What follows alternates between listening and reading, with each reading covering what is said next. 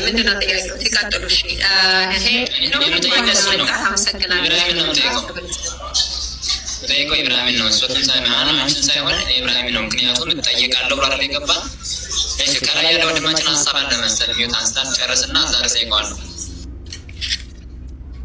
ኦኬ ልቀጥልልኝ ተፈቀደልኝ?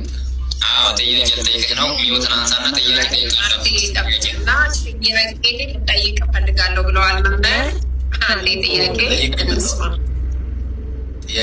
ግን መጠየቅም ግዴታ ነው። ጠይቁ ብቻ ሳይሆን መርማሪው ሊመረመርም ግዴታ ነው።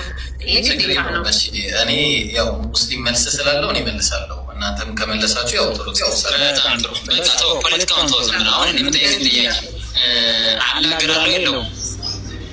ልክ እንደ እግዚአብሔር እግር ጆሮ ሁሉም ነገር ያው እግዚአብሔር እንዳለው እግዚአብሔር አላ ደግሞ እግር አለኝ ብሏል። በጣም ጥሩ። እንደ እግዚአብሔር እግርና እጅ ያለው የሚል አውጣልኝ፣ ከአዲሱ አውጣልኝ። እና አሁን በአማርኛ በትልቁ አድርጊውና ከአዲሱ እንደ እግዚአብሔር ለማን ያለ እንደ እግዚአብሔር እጅ እግር አለው የሚል ማስረጃውን አውጣልኝ።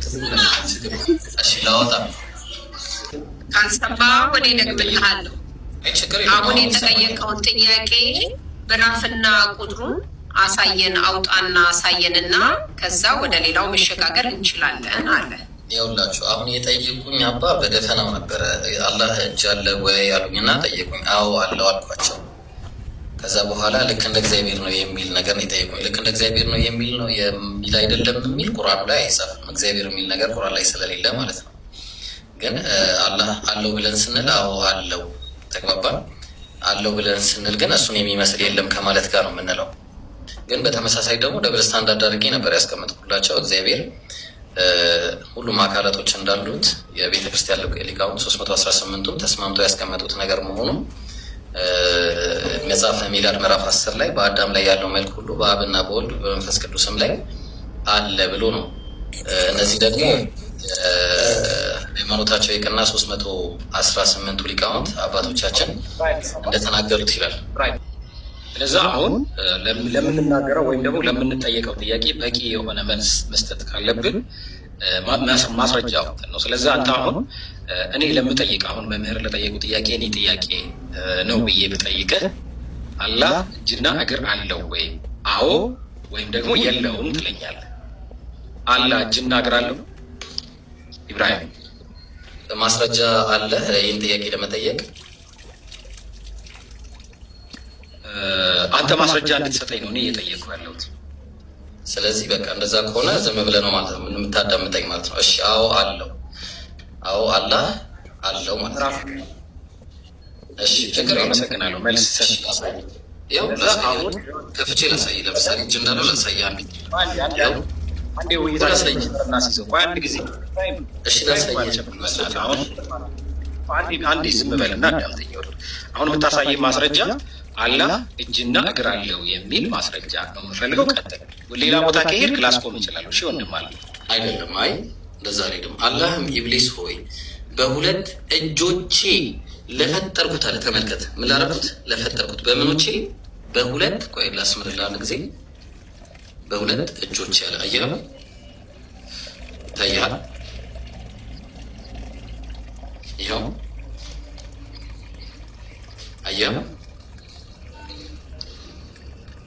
ይታያል። በጣም ጥሩ። ስለዚህ መልሱ ተመልሷል። እሺ እዚሁ ላይ ደብል ስታንዳርድ አድርጌ እጠይቃለሁ። ሙሉ ክፍሉን አንብብና እሺ ሱረቱ ሳድ ምዕራፍ 38 ቁጥር 75 ቁጥር 74 ላይ ምን ይላል? ኢብሊስ ብቻ ሲቀር ኮራ፣ ከካህዲዎችም ነበረ። አላህም ኢብሊስ ሆይ በሁለት እጆቼ ለፈጠርኩት ከመስገድ ምን ከለከለ? ምን አኮራ ማለት ነው? ወይስ ፊቱን ከትዕቢተኞች ነበር አለው ይላል። ስለዚህ አላህ ያው ለምንድን ነው የማትሰግደው ብሎ ሲጠይቀው በሁለት እጆቼ ለፈጠርኩት ለምን አልሰገድክም ብሎ ነው የጠየቀው። ግልጽ ነው። ስለዚህ እኔም ደግሞ አመሰግናለሁ። እዚህ ላይ አንድ ጥያቄ አለኝ አንተ ላይ እግዚአብሔር እሺ ኢብራሂም ወይ ጥያቄ እንደ ከዛ በኋላ ቅድም ተጠየቅኩኝ ድጋሚ አሁንም አንተ ልጠይቀኝ ነው? እኔ አልጠይቅም። ይኸውልህ የመምህርን ጥያቄ መልሰህላቸዋል። ችግር የለውም በቃ ጠይቀሽ፣ ችግር የለውም። ስለዚህ መደበቂያቸው መጽሐፍ ቅዱስ ነው። ይህች የእግዚአብሔር አካል አለው ደግሞ ብሎ የሚያመጧት ደግሞ ማስረጃ አለች። መጽሐፈ ሚላድና ሃይማኖተ አበው ላይ ያሉት እነዚህ እንትን አሉ እንደዚህ አይነት ማስረጃ ብለው ያመጣሉ። ያው እነሱም ደግሞ ብዙ ጊዜ እንትን ምላሽ ተሰጥቶበታል። ለምን መጽሐፈ ሚላድና ሃይማኖተ አበው አሁን የቅርብ ጊዜ በ15ኛው ሴንቸሪ የተተረጎሙ ናቸው። ለዚህ ትርጓሜ ስህተት አለባቸው መጽሐፈ ሚላድና ሃይማኖተ አበው ላይ። ለምን በወንጌላችንም በዮሐንስ ወንጌል ላይ እግዚአብሔር መንፈስ ነው የሚሰግዱለት በመንፈስ ነው ስለሚል እግዚአብሔር አካል የለውም መንፈስ ነው። እግዚአብሔር አካል የለውም ብለህ አንተ ክርስትና ልታዛበው ነው። ብዙ ቀን አሁን እኮ በቃ እኛም ጨነቀን ነው። ይሄ ልጅ ነው ኦርቶዶክስ አይደለም ብላችሁ እራሳችሁ መሀይም ሆናችሁ አትቀባጥሩ። እግዚአብሔር አካል አለው።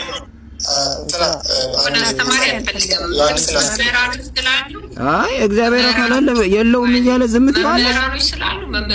እግዚአብሔር አካል የለውም በአካል ሶስት ብለን እያመን ያልተግባባ ነው ካለ እስከፈለገው ድረስ። አሁን ላይ እንዲህ አይነት ቦታ ላይ ግን የምንፈልጋቸው ማንን ነው? መምህራን ብቻ ነው መልስ እንዲመሰሉ ፈልገው።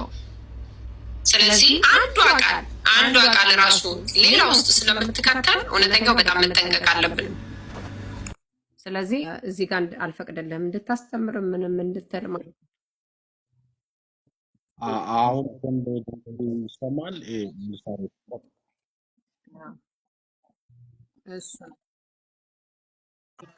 ይህን ልጅ ወይም ሚውት አድርጊው ወይም ይኸውልሽ ይሄ ልጅ እናውቀዋለን እና ብዙ ጊዜ ተከራክረናል።